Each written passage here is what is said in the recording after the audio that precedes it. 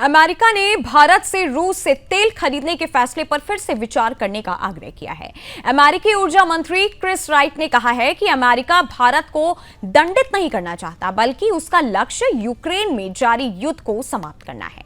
New York में आयोजित press conference में राइट ने कहा कि दुनिया में तेल बेचने वाले कई देश हैं और भारत को सस्ता तेल खरीदने के लिए रूस पर निर्भर रहने की जरूरत नहीं है।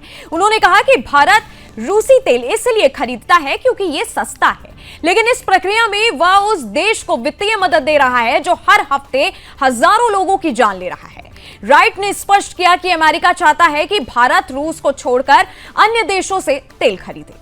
उन्होंने कहा, हमारे पास पर्याप्त तेल है और बाकी देशों के पास भी है। हमारा उद्देश्य भारत को दंडित करना नहीं है, बल्कि युद्ध समाप्त करना और भारत के साथ अपने संबंधों को मजबूत करना है।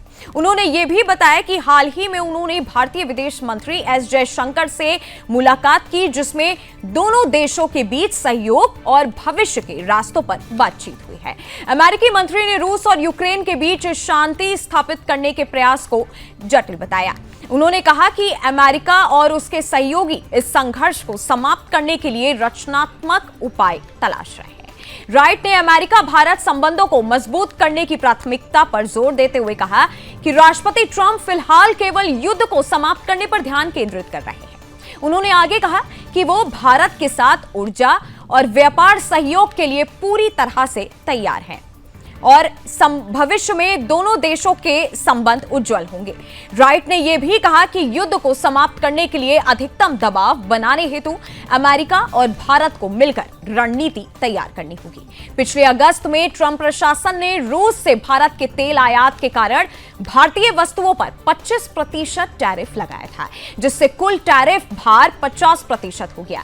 इस पर प्रतिक्रिया देते हुए भारतीय विदेश मंत्रालय के प्रवक्ता रणधीर जायसवाल ने कहा कि अमेरिका ने रूस से भारत के तेल आयात को निशाना बनाया है।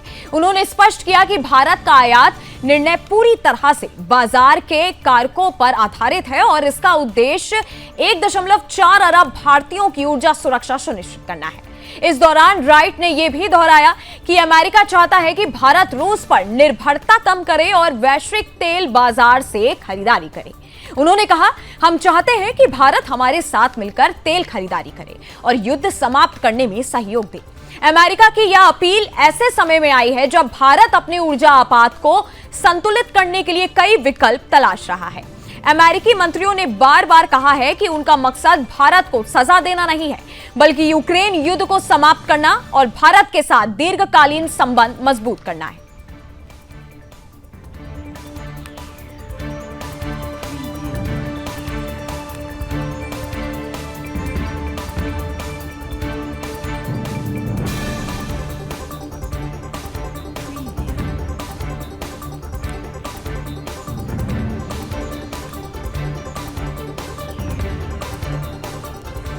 पाकिस्तान ने फिर एक बार इतिहास को अपने ढंग से पेश करने का प्रयास किया है। मई 2025 में भारत और पाकिस्तान के बीच हुए 4 दिन के सैन्य संघर्षों को हाल ही में पाकिस्तान की जारी की गई स्कूली पाठ्यपुस्तकों में पूरी तरह से तोड़ मरोड़ कर पेश किया गया है। इन किताबों में पाकिस्तान को विजेता और भारत को हारता हुआ दिखाया गया है। सबसे चौंकाने वाली बात यह है कि किताबों में यह भी लिखा गया कि जंग में हारा भारत जब अमेरिका के सामने गिड़गिड़ाया तो पाकिस्तान ने तरस खाकर युद्ध रोक दिया, जो वास्तविकता से बिल्कुल अलग है। व्योन की रिपोर्ट के मुताबिक पाकिस्तान एक बार फिर अपने नागरिकों, खासकर बच्चों को इतिहास का झूठ पढ़ाने में जुट गया है। किताबों में मई 2025 के संघर्ष को इस तरह पेश किया गया है कि भारत ने 6 मई को बिना वजह हमला शुरू किया और पाकिस्तान ने बस जवाब में काउंटर अटैक किया, जबकि असलियत यह है कि 22 अप्रैल 2025 को जम्मू कश्मीर के पहलगाम में पाकिस्तान प्रायोजित आतंकियों ने हमला कर 26 लोगों की जान ले ली थी, जिनमें अधिकांश पर्यटक थे। इसके जवाब में भारत ने 7 मई को ऑपरेशन सिंदूर चलाया और पाकिस्तान के आतंकी ठिकानों को निशाना बनाया। इस दौरान भारत ने किसी भी नागरिक या गैर सैन्य ठिकानों पर हमला नहीं किया। पाकिस्तानी पाठ्यपुस्तकों में यह भी झूठ लिखा गया कि पाकिस्तान ने केवल भारतीय सैन्य ठिकानों को निशाना बनाया है। असलियत यह है कि पाकिस्तान ने अमृतसर, जम्मू, श्रीनगर और अन्य नागरिक इलाकों में भी बमबारी की।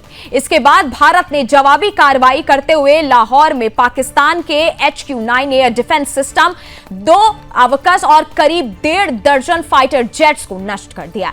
भारत ने इस कार्रवाई के सबूत के रूप में सैटेलाइट तस्वीरें और वीडियो भी जारी किए। वहीं पाकिस्तान के दावे कि उन्होंने आदमपुर एयरबेस को नष्ट कर दिया। प्रधानमंत्री नरेंद्र मोदी ने स्वयं जाकर इस दुष्प्रचार को गलत साबित किया।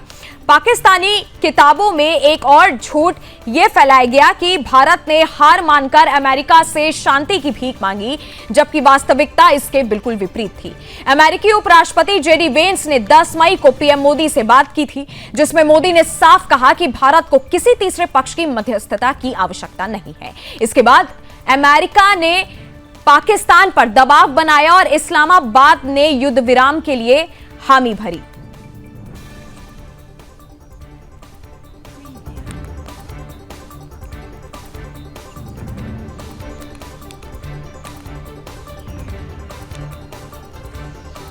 अमेरिका के साथ बढ़ते व्यापारिक तनाव और वैश्विक स्तर पर अपनी छवि को नया स्वरूप देने के बीच चीन ने विश्व व्यापार संगठन में विकासशील देशों का दर्जा छोड़ने का बड़ा कदम उठाया है।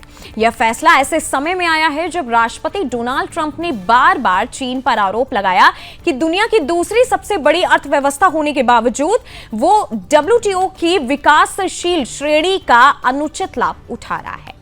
WTO के नियमों के तहत विकासशील देशों को कई तरह की विशेष छूट मिलती है।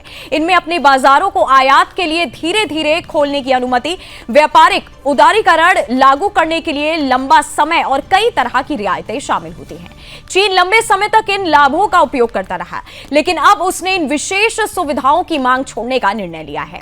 अमेरिका लंबे समय से यह तर्क देता रहा कि चीन एक बड़ी आर्थिक शक्ति है और उसे विकासशील देश की तरह विशेष रियायतें मिलना अनुचित है।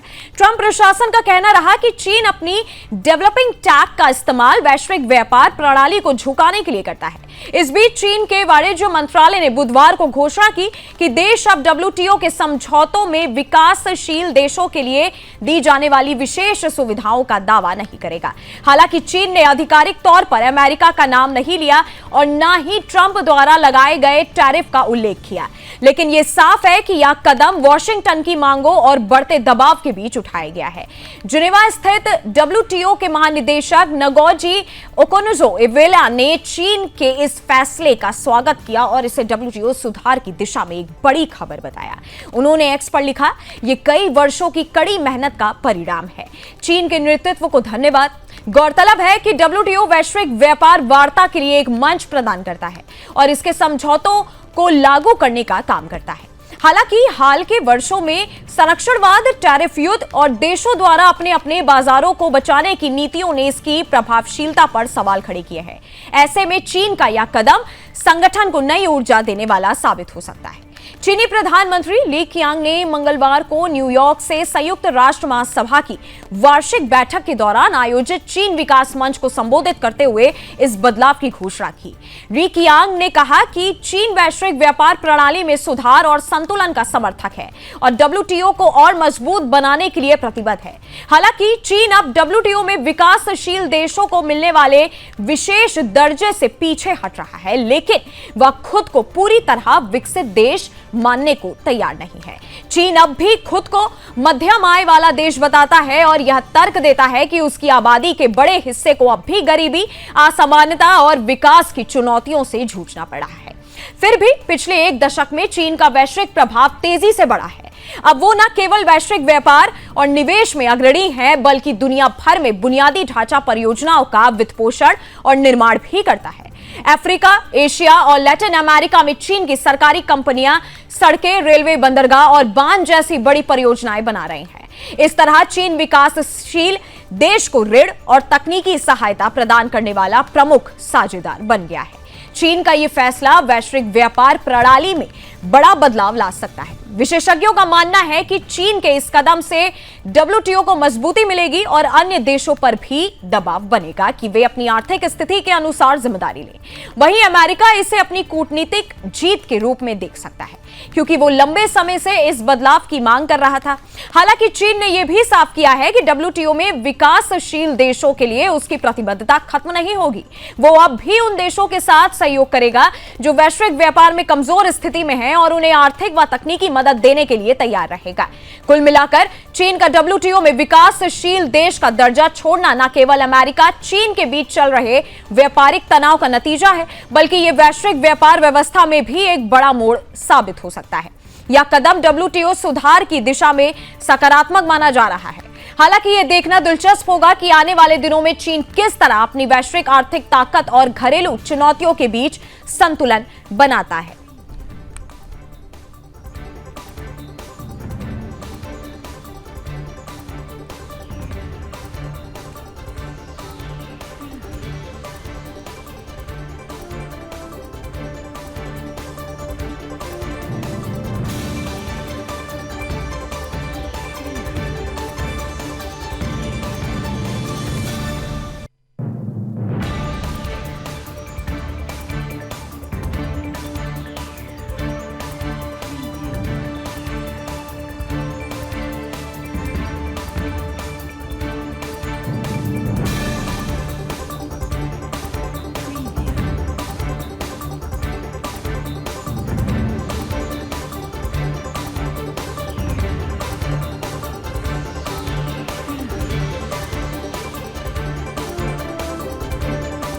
में देख सकते हैं कि प्रधानमंत्री ली कीयांग ने यूएन महासभा में बड़ा ऐलान किया है। चीन अब भी खुद को मध्यम आय वाला देश मानता है। साथ ही दुनिया भर में इंफ्रास्ट्रक्चर और प्रोजेक्ट्स पर चीन का बढ़ता असर आप देख सकते हैं।